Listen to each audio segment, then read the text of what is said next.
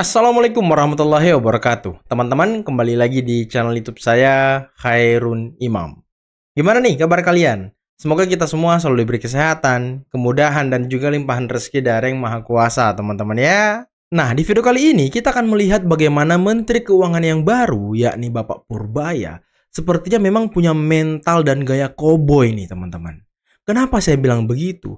Di sebuah presentasenya, beliau ini mengkritik tajam Rocky Gerung yang selalu merendahkan dan menjelek-jelekkan pemerintahan Presiden ke-7 Republik Indonesia, Bapak Joko Widodo. Bahkan lebih jauh, Pak Purbaya mengatakan bahwa ya sepertinya Rocky Gerung butuh belajar ekonomi lebih lanjut gitu sebelum mengkritik pemerintahan Jokowi. Karena ya di presentasinya beliau mengungkapkan sebuah fakta yang mengejutkan mengenai kondisi ekonomi di pemerintahan Pak Jokowi. Nanti kita simak bersama-sama ya. Tapi sebelum itu, saya akan memperlihatkan kepada teman-teman semua sebuah tayangan di mana Tifa, salah satu peneliti abal-abal dan pemburu ijazah Pak Jokowi, mengungkapkan hal yang tidak terduga nih teman-teman. Di mana dia bilang, sepertinya Bui ini enak, penjara ini enak. Makanya dia tidak sabar untuk masuk penjara teman-teman. Ya dia melihat contoh Roy Suryo, yang setelah di penjara bisa ketawa-ketawa di TV, ketawa-ketawa di podcast, ketawa-ketawa di konferensi pers, ketawa-ketawa di mana-mana. Ya, saya sih jadi curiga. Dia ketawa-ketawa ini bukan karena merasakan enaknya penjara, tapi karena memang ada kelainan gitu. Nah, terakhir kita juga akan menyaksikan sebuah video di mana Rismon lagi-lagi ngemis ke Komnas HAM agar diberikan ruang untuk audiensi bersama dengan Pak Jokowi terkait dengan kasus ijazah palsu ini. Sehingga kasus mereka tidak masuk pengadilan. Loh, ngemis terus orang ini ya. Tapi sebelum kita mulai videonya, jangan lupa like, subscribe, dan share. Dan tanpa perlu berlama-lama lagi, mari kita mulai videonya berikut ini. Dan nyatanya Joko Widodo takut, UGM takut,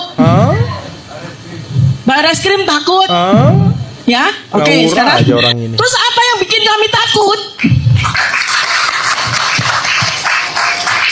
Apa yang bikin kami takut? Apa lagi yang bikin kami takut? Apa yang lagi saya takut? Kan begitu ya? Nah, kedua yang bikin saya berani, ini manusia sebelah saya ini. Ini sahabat saya, kakak saya ini. Beliau itu sudah pernah kena kriminalisasi. Lah kok ketawa mulu di TV, ketawa, kita ketemu ketawa. Ya kan? Terus saya sampai mikir kalau melihat beliau gini, jangan-jangan penjara itu enak ya. Saya jadi enak. Artinya apa? Hal-hal itulah yang qadarullah ya, disiapkan oleh Allah Subhanahu wa Ta'ala. Ini kan sangat tidak adil ya. Jadi dia orang yang justru memecah belah bangsa. Ya, kami makanya menuntut kepada pihak keamanan, ya, kemudian juga kepada Presiden Republik Indonesia Pak Prabowo Subianto agar perhatikan masalah ini. Jangan sampai anak buahmu, jangan sampai masyarakat Indonesia itu dipecah belah oleh mantan presiden atau bekas presiden ini yang ternyata tidak sayang kepada rakyat. Kok ngemis? Ya banyak kali Pak. Saya teknisnya banyak sekali. Iya. Bapak pasti nggak paham kalau teknisnya kan? Tapi omong-omong tenis kau. Udah banyak mendengar lah. Bukan Pak, ada lagi dari Pak Rismon yang di TV tapi aku ikuti terus, saya cermati terus itu. Terus, apakah Indonesia ini Pak akan menjadi negara pengejut hanya karena takut dengan Joko Widodo? Atau negara kita ini didirikan oleh para pemberani kesatria? Tunjukkanlah. Atau kita bertemu di RDP dengan Joko Widodo dipanggil. Enak aja. Jelaskan proses akademiknya di RDP. Masa kami meneliti ijazah publik kok malah dikriminalkan, dan Komnas HAM, Kompolnas, semua bla bla bla itu yang entah berapa puluh lembaga pengawas penegakan hukum di Indonesia yang independen tapi diam dan penonton. Oh dari kriminal, udahlah oke, biar damai, biarkan mereka masuk penjara. Nah itu yang kita mau Rismon. Biarkan kalian masuk penjara. Itu yang kita mau Rismon. Yang penting gue tahu dia depan gajian. Tahu dia apa yang kita mau. Memang siapa mereka? Padahal digaji ya untuk ngurusin kami. Mana saya ada? mau ngelitik Pak Rocky Gerung sedikit. Dia suka ngeledekin Jokowi nggak ngapa-ngapain. Ini Pak, Jadi Pak Rocky mungkin sedikit belajar ekonomi lagi Pak. Tahun 2020 saya dipanggil ke sana suruh bantu ke istana ya. Di sini posisi uang waktu itu di bulan Februari Maret ya. Ini minus 15%. Minus 15. Hampir kita hancur. Betul-betul dikeringkan uang. Covid ya. Kita paksa naikin. Kita di maritim mana bisa maksa. Ini nggak ada BI kan ya? Nggak ada ya. Maaf kalau ini. Kita paksa dari istana supaya uang masuk ke sana. Ini masih nggak cukup. Di sini kita paksa fiskal, gelontorin uang seperti yang saya lakukan kemarin. Hari ini efektif. Gelontorkan uang kamu jangan taruh di bank sentral, taruh di sistem ekonomi. Akibatnya ekonomi pertumbuhannya seperti ini. Biar muter. Jadi ya? tumbuh lagi, kita recover. Tapi habis itu, jadi saya mau ngeritik Pak Rocky Gerung sedikit. Dia suka ngeledekin Jokowi nggak ngapa-ngapain. Ini Pak. Kasih tahu Pak Purbaya, kasih tahu Rocky Gerung, kasih tahu. Kalau di sana kan dia berkuasa, di sini saya berkuasa. Iya, kasih tahu Pak. Jadi ini dipaksa intervensi langsung oleh presiden sampai ke sana. Jadi Presiden Jokowi itu berjasa buat kita, walaupun di sampingnya ada saya sih. Asik, keren banget. Tapi setelah itu, nggak lama setelah itu, diturunkan lagi seperti ini. Serah. Ini yang Anda rasakan berapa tahun 2003-2004, pertengahan sampai akhir itu, ekonomi susah lagi. Keluarlah Indonesia suram dan lain-lain. Bukan dari politik, tapi dari ekonomi yang dibunuh penyebab utamanya. Jadi Pak Rocky mungkin sedikit belajar ekonomi lagi Pak. Nah Rocky belajar ekonomi kau. Denger tuh Pak Gue seneng Purbaya bisa tuh. ngedek dia di sini. Soalnya Pak Rocky setiap itu saya lihat tuh pidato Anda di itu menarik sekali, jadi saya ikutin ahli filsafat. Mumpung bisa kritik, saya kritik di sini. Kemarin sampai April sudah membaik, makanya saya bilang ekonomi bagus, nggak usah takut. Tapi habis itu dibunuh ke sini sampai ke sini. Jadi sedang dibunuh lagi ekonominya. Ketika ekonomi memburuk, banyak pemecatan pegawai kan pasti. Betul. Rakyat hidupnya makin susah dan kita nggak peduli waktu itu ya. Nggak terlalu peduli, turunlah ke jalan masyarakat kita. Itu expected untuk saya. Ini nggak ada wartawan kan ya? Bebas nggak nih? Live Pak, live. Aduh. Aman nih? Aman ya? Waduh, keren Media banget. off the record ya. Saya lupa ada kutu komis 11. Izin Pak Ketua. Jadi kita sedang dibunuh. Kalau ekonomi seperti saya ngelihatnya dia tuh ini jebakan ekonomi. Jebakan ekonomi ya. Tinggal tunggu jatuhnya. Kalau nggak cepet-cepet diperbaiki. Waduh. Ini bentar teman-teman sebelum kita lanjut ya.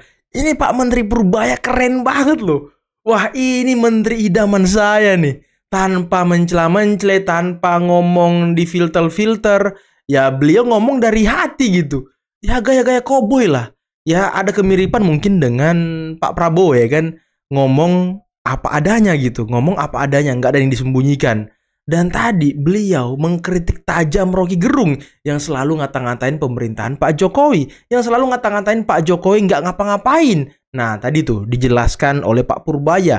Itu baru dari sisi ekonomi loh. Bagaimana Pak Jokowi berjasa bagi bangsa dan negara ini ketika kita dilanda COVID-19.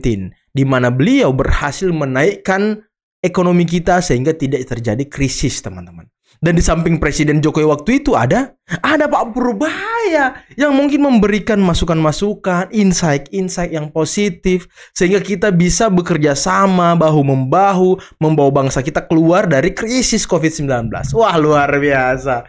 Ini menteri gokil nih, ini favorit saya ini. Ya, tidak ada salahnya ya kan Pak Prabowo mengganti Ibu Sri Mulyani ke Pak Purbaya. Dan kita hormat, salut juga kepada Ibu Sri Mulyani yang berhasil menjaga kondisi fiskal kita selama bertahun-tahun. Ya, beliau juga sangat berjasa bagi bangsa kita, teman-teman. Waktu itu kan ada Sri Mulyani juga sebagai Menteri Keuangan waktu COVID-19. Luar biasa, inilah kerjasama. Inilah teamwork dari pemerintahan kita sehingga bisa keluar dari ya jebakan ekonomi. Dan sekarang Pak Purbaya akan mempraktekkan itu lagi untuk memperbaiki kondisi ekonomi kita, teman-teman. Keren, salut buat Pak Purbaya. Saya aplaus buat Pak Purbaya. Kita sangat-sangat pantas memberikan kesempatan Pak Purbaya untuk bekerja. Ya, kita mau bukti nih. Jangan sampai ya seperti kata DPR, gaya boleh koboi Pak, tapi tetap berisi. Nah, itu kita mau tunggu langkah-langkah taktis dari Pak Purbaya kan. Nah, gebrakan awalnya ini udah mantap sekali nih. Kita tunggu selanjutnya, teman-teman ya. Sebagai pengacara harus melindungi 12, termasuk ibu dikenakan ibu ya. Loh, justru kalau Anda ingin melindungi 12 ini, sarankan kepada saudara Joko Widodo jangan mempersoalkan rakyatnya sendiri yang hanya ingin mengetahui ijazah asli dari mantan presidennya, lalu dianggap fitnah, pencemaran, dijadikan terlapor, tapi kuat dia juga tidak debat mau orang ini ya. Bahwa dia yang melaporkan. Waduh. Kita anak bangsa diadu domba dengan polisi, seolah-olah yang menetapkan terlapor adalah polisi. Padahal institusi kepolisian tidak berwenang. Harusnya jelas, limitatif. Ini deliknya delik spesial, delik aduan. Kalau delik umum kita melaporkan, ada apa Pak? Ada pencurian. Siapa pencurinya Pak? Ya saya nggak tahu karena itu saya tanya sama Anda. Tapi ini delik fitnah. Kuat juga Kosinudin ini debat ya. Banyak juga tenaganya loh buat debat. Nggak habis-habis, teman-teman. Ini Kosinudin luar biasa banget loh. Ini pantas jadi dia kuasa hukum yang selalu kalah tapi ngamuk-ngamuk ya kan. Siapa yang memfitnah? Gantian. Begitu. Saya tanya sama Anda. Gantian ya kan. Ini negara hukum apa bukan? Ini negara hukum. Ini negara Pancasila apa bukan? Negara Pancasila. Yakin dengan Pancasila? Yakin. Pancasila sebagai sumber dari segala sumber hukum. Pancasila itu tidak mengajarkan seorang menjadi pihak yang sangat pengecut. Artinya ke negara hukum rakyatnya sendiri. Percayakan kepada hukum. Pancasila. Kemarin siapa ya yang mau mengubah dasar negara kita menjadi kilapa? Siapa ya? Siapa kayak? Kosinudin kah? Atau Hizbut itu? Apa yang tidak percaya? Ya, kalau ada yang keliru dikritisi. Kalau keliru dibiarkan. Ini namanya menjebloskan. Bolak-balik urusan Pak Jokowi diusik-usik. Lah, karena dia ada masalah. Jadi kalau dia tidak ada masalah nggak diusik. Kalau ijazahnya asli, Pak SBY nggak ada urusannya dengan Anda. Pak Jokowi contohlah Pak JK. Pak JK itu ada kesatria, ini, dia kan? merasa difitnah, dicemarkan, maka Pak Yusuf Kala hanya melaporkan pasal 310 KUHP dan pasal 311 KP terhadap saudara Sylvester Matutina. Jadi kalau hari ini saudara Joko Widodo memang mau jadi negarawan, ya jujurlah, jangan kemudian kuasa hukumnya menyelundupkan pasal, dia aminkan jadi tindakan kuasa hukum tidak bisa kita pisahkan dari kliennya. Kenapa? Karena tindakan kuasa hukum pasti disetujui oleh kliennya, dan ini menjadi bukti dan konfirmasi memang adanya jahat dari pelapor saudara Joko Widodo untuk membicarakan rakyatnya sendiri. Kenapa saya sebut rakyat sendiri? Karena dia adalah sosok presiden bahkan 2 periode, dan dia selalu bernarasi sebagai bapak bangsa. Ini yang dikatakan oleh pendukungnya. Waduh, sepertinya kita perlu menobatkan Ahmad Kosinudin, seorang pengacara, seorang sastrawan, seorang dai atau pendakwah gitu ya kan, seorang apalagi penulis mungkin ya, sebagai orang yang paling kuat dalam berdebat, teman-teman, dan tenaganya nggak habis-habis ketika berdebat. Kalau dia berdebat sama seseorang, kalau dia udah ngomong, tidak akan berhenti sebelum semuanya clear. Waduh, itulah Ahmad Kosinudin. Kita harus nobatkan dia sebagai raja debat, teman-teman. Luar biasa beliau ini. Prestasinya sangat luar biasa. Sering ngamuk-ngamuk, sering bertengkar, sering berantem, sering ngotot-ngototan. Apalagi teman-teman? Coba kalian komen di bawah. Tambahin ya kalau kurang. Dan kita kilas balik dulu. Gimana Tifa mengatakan bahwa Roy Suryo ini tertawa terus, entah itu di TV, entah itu di podcast, entah itu di konferensi pers. Dia tertawa karena mungkin sudah merasakan nikmatnya penjara. Nah, yang menjadi pertanyaan besarnya Tifa, ini Roy Suryo ketawa karena nikmatnya penjara atau memang ada kelainan beliau ini, ha? Ada kelainan mungkin atau seperti apa?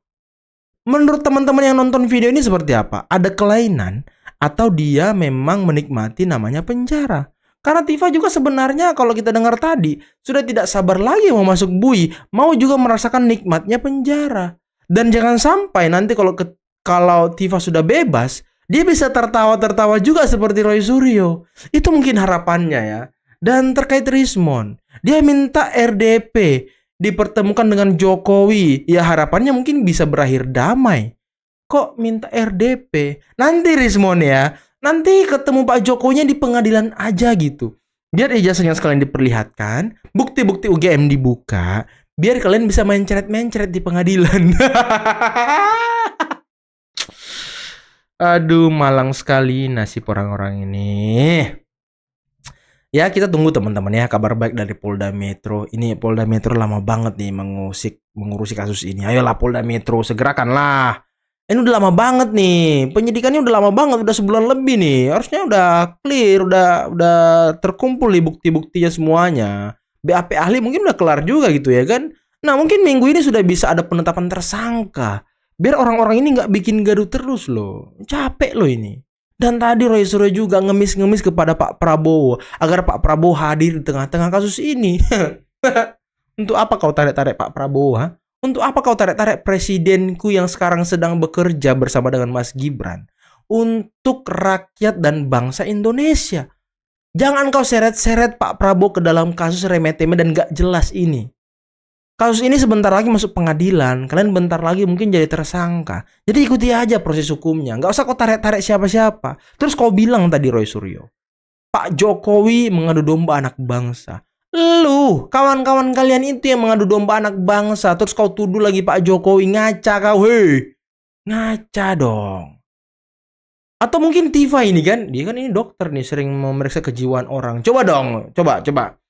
Coba Tifa kita kasih tantangan ya kan, memeriksa Roy Suryo gitu ya kan, neuroscience-nya, kenapa dia sering ketawa-ketawa, ketawanya juga nggak jelas. Coba diperiksa, adakah kelainan atau itu memang ya beliau menikmati, ya balik lagi di perkataan awal saya tadi, menikmati enaknya bui teman-teman. Coba periksa dulu Roy Suryo, jangan periksa yang lain karena ya kalau nggak Roy Suryo, Rismon. Nah, Rismon, neuroscience terkait dengan ijazah Yamaguchi-nya. Coba diperiksa juga tuh, biar clear semuanya Tifa. Biar tidak ada kebohongan di antara kita. Ya. Dan kawan-kawan kalian tuh nggak ngemis-ngemis, bebas. Kawan kalian ini ngemis-ngemis dipertemukan, RDP, damai ya. Itu kawan-kawan kau maunya. Tapi Tifa maunya masuk PUI gitu ya kan. Aduh, aneh pula orang ini. Nah, teman-teman, mungkin cukup sekian dulu video kali ini. Dan, wah, sekali lagi, saya lupa. Sekali lagi. Saya salut dan hormat kepada Menteri Keuangan kita yang baru, Bapak Purbaya. Dengan gaya cowboynya, ceplas-ceplosnya, dan kepintarannya gitu. Beliau cerdas nih, cuma gayanya aja.